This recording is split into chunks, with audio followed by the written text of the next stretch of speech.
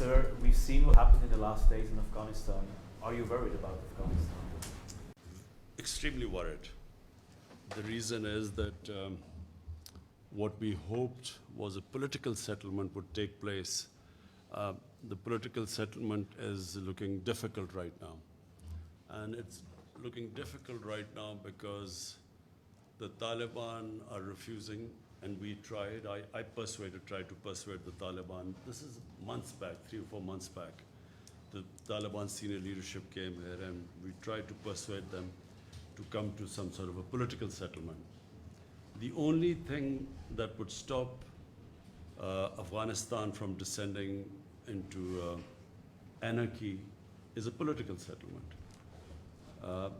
But unfortunately, the Taliban, when they were here, they felt that they refused to talk to Ashraf Ghani. Their condition is that as long as Ashraf Ghani is there, we are not going to talk to the Afghan government. And here I want to say that in 2019, when Pakistan persuaded Taliban to start talking to the Americans, I suggested that there should be, before the presidential election, there should be an interim government so that, the elections would be inclusive. But unfortunately, the Afghan government was very critical about this remark about there being an interim setup. And they went ahead with the elections, and President Ghani got elected.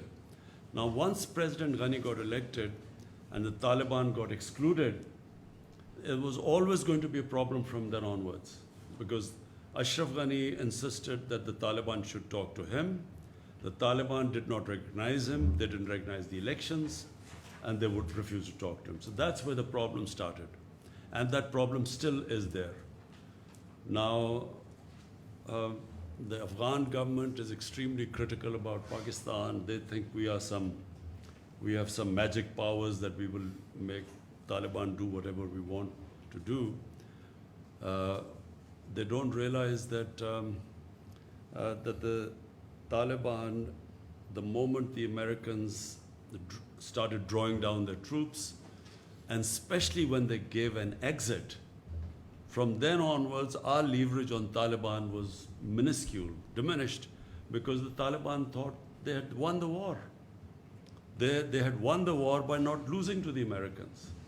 And in their mind that once the Americans left, then, then they had won.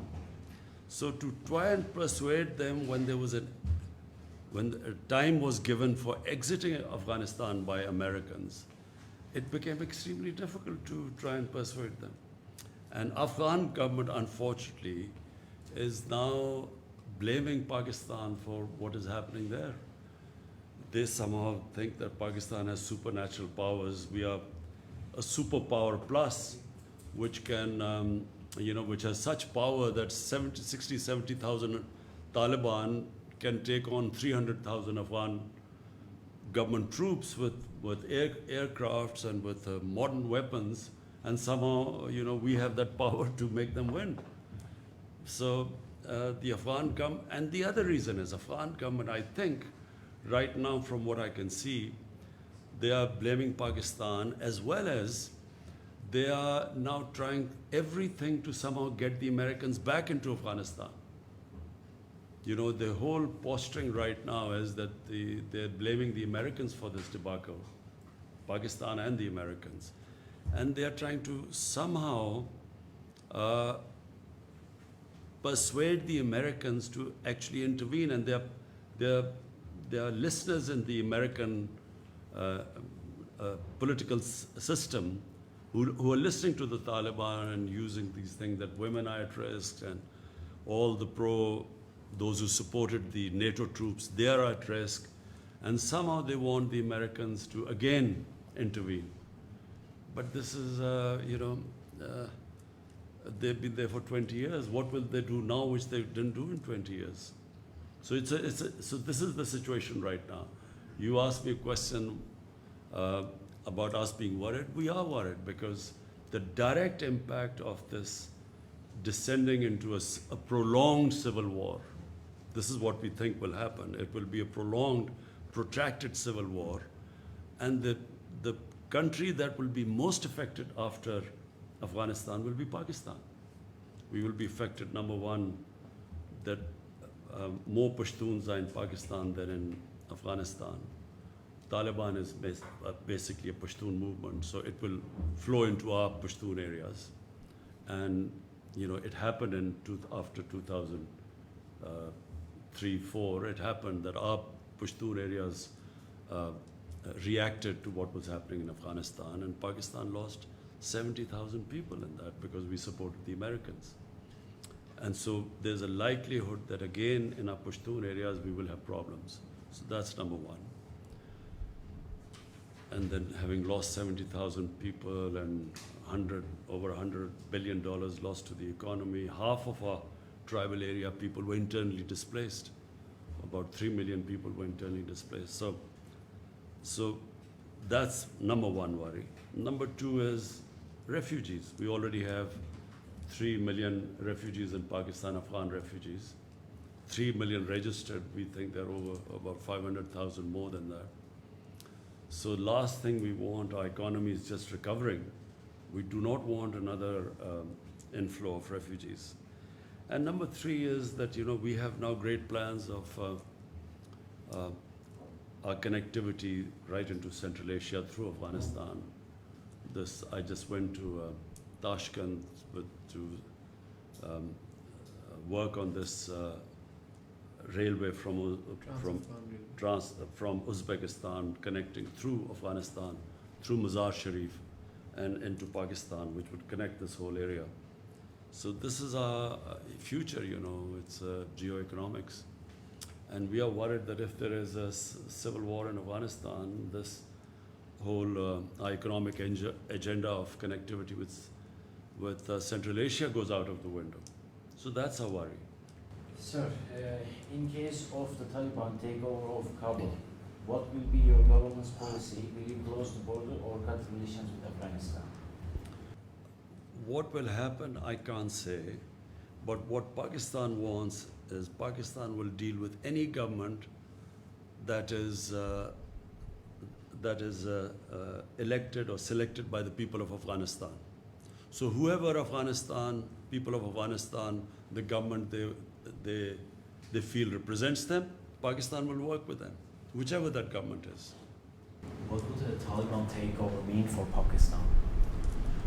Taliban takeover depends what sort of a Taliban takeover it is. If it is a Taliban takeover which becomes inclusive with other players, and it includes, it will be the best thing for Afghanistan if it is an inclusive government. But if it is exclusive government with fighting going all over Afghanistan, we believe that if the Taliban try and form an exclusive government through military takeover, this will mean a protracted civil war. And that is, as I said, a nightmare scenario for Pakistan. So there's, it seems, even though everyone's gathered in Doha today, I believe there's a Troika meeting as well, it seems like there's a last-ditch effort to try to come to some sort of solution. Do you think there's lots of suggestions as to how this could move forward? The Taliban have one suggestion too, which is that Ashraf Ghani should step aside. If it means, given how much Pakistan has at stake, would you support such a move? I mean, if it comes to this consensus that an elected president should step aside? Number one, at the moment, the top priority should be a ceasefire, because obviously civilians are affected, and civilians will get more and more affected as this fighting rages and gets into the main cities. Once the fighting gets into the main cities, then there will be heavy civilian casualties. So therefore, at all costs, there should be a ceasefire. Now, what would it take for a ceasefire? And that's what the Doha talks are all about. So, I'm not a big one into military solutions. I believe that, as a politician, we always should look for a political settlement. Now, let's hope that there is there is some sort of a political settlement, but that will only happen if Taliban realize that they cannot take over the whole of Afghanistan through military means, and the government side realizes that they too have to give to come to this ceasefire. So they will also have to make compromises. So that's really what these talks are all about. Can they meet on a middle ground? Now, whatever that middle ground is, I guess the talks will decide. So do you think influence of so Pakistan's influence of Taliban has been decreased compared to 1990s? What do you think about that?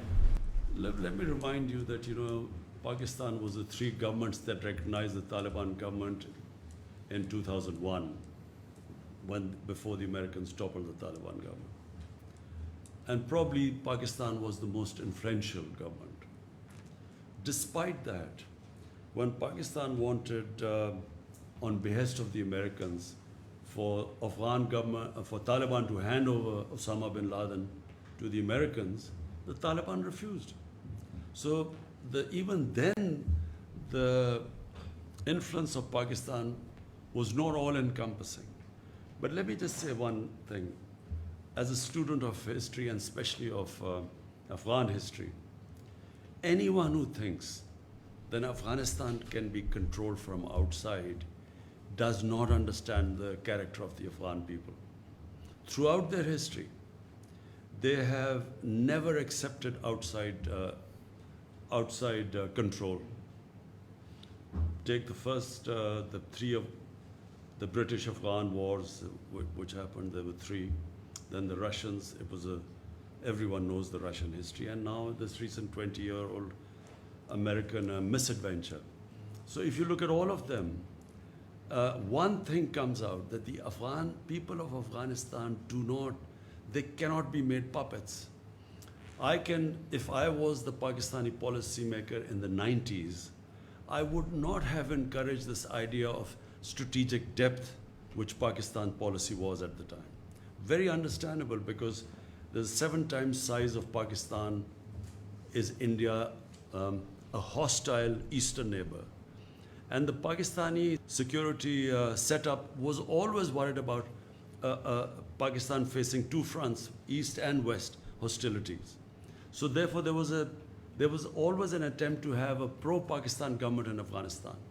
But in my opinion, whichever government comes into power in Afghanistan would have to work with Pakistan.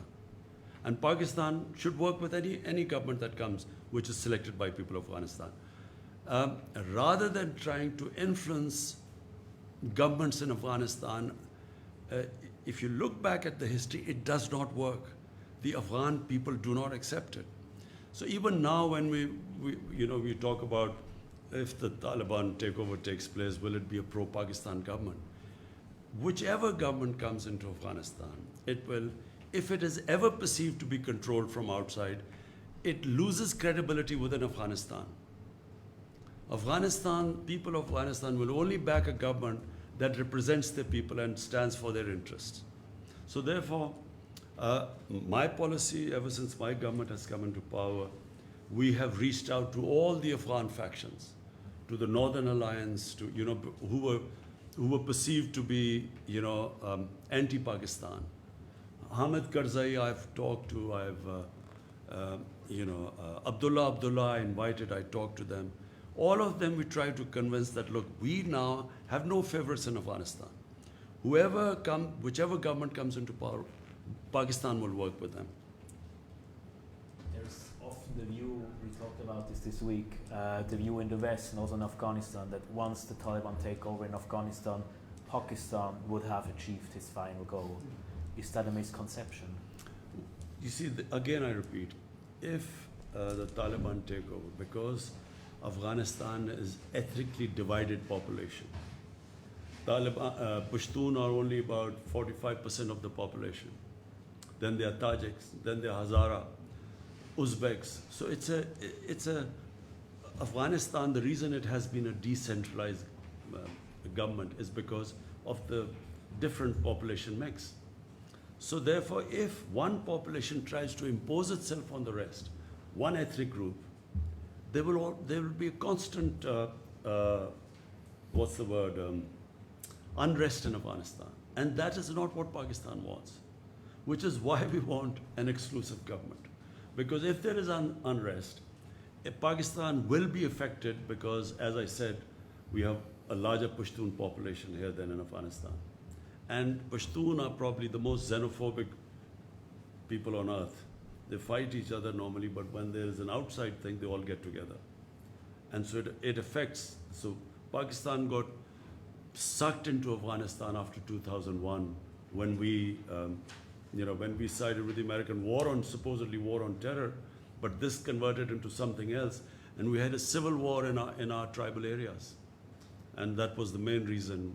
We had two reasons why Pakistan lost 70,000 people by joining the Americans.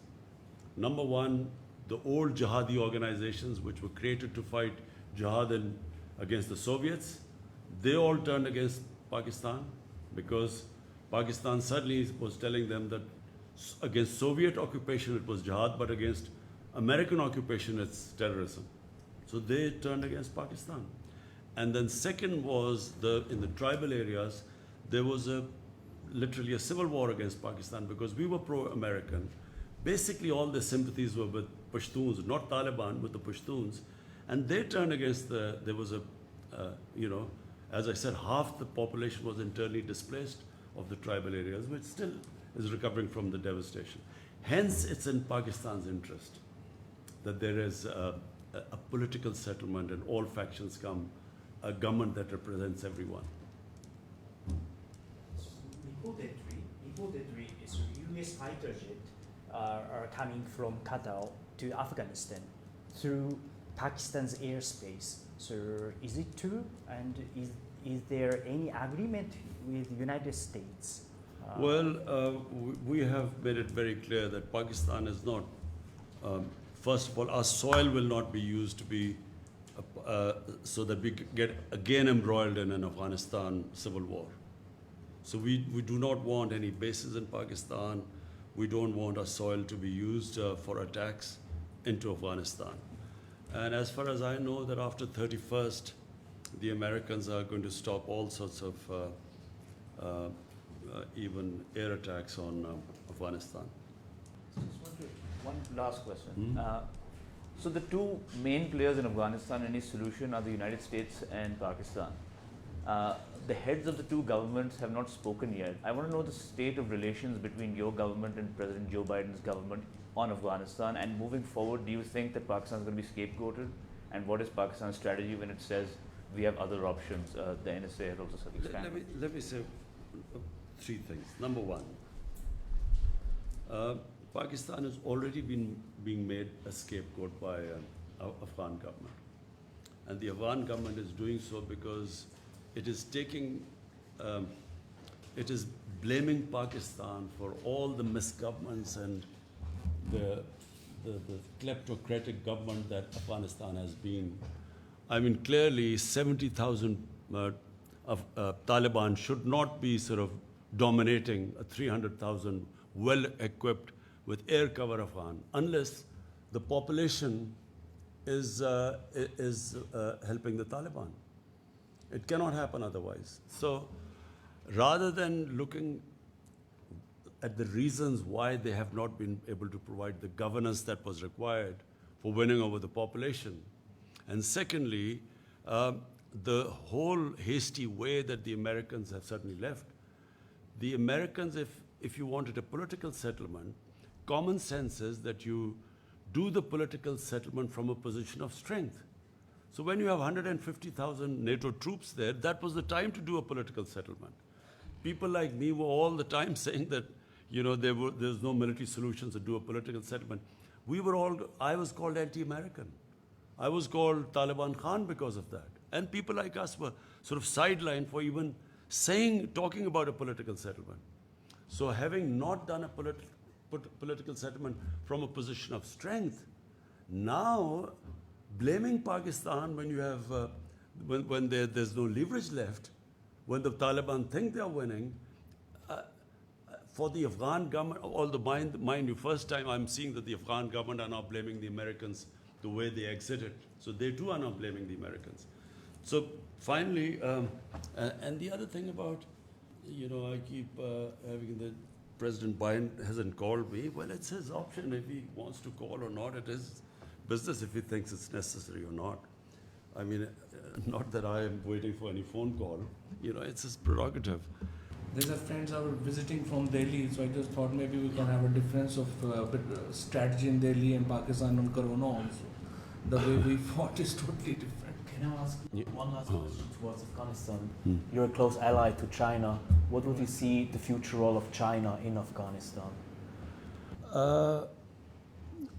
I think the answer to your question also is that I think that the Americans have decided that India is a strategic partner now. And I think that's why there's a different way of treating Pakistan now. And also they feel that we're very close to China and then they want to sideline China. So I think in the broader strategic policy of the US, I think that's what is reflected in the way they have dealt with Pakistan. Pakistan is just considered only to be useful in the context of somehow settling this mess which has been left behind after 20 years of trying to find a military solution when there was not one. I feel that China is an emerging superpower, and China is, for us, for Pakistan, it's very important because China has helped us in a very difficult time. So we are obviously grateful to China the way they've helped us. But it's not an exclusive thing. Even CPEC for us is we've invited all the countries, Europeans, any country can join us in this. Pakistan's main concern now is economics. Our real concentration is now to lift, we have 220 million people. My main job is to look at their well-being, lift people out of poverty. And that point of view, China has been very helpful because China has done probably no in human history, no country has ever done lifting almost 700 million people out of poverty. So that's really our main, where China is helping us a lot. Will China have a role in Afghanistan? China is a neighbor. Obviously China will have a role in the rebuilding of Afghanistan. Yes, I think so. Sir, can I have just one last question? Turkish President Recep Tayyip Erdogan has proposed to involve Pakistan and Hungary to protect and run Kabul's international airport following the withdrawal of other NATO-led foreign troops. So far, no clear response has come from Pakistan. What is the Pakistan's position to safeguarding the Kabul airport? I've just had a meeting with Turkey's defense minister, and we will be trying. The best thing is for Turkey and the Taliban to have a face-to-face dialogue, so both can talk about the reason why that the Kabul airport has to be secured. And so we will be talking to the Taliban to use our influence for them to have a face-to-face talk with Turkey.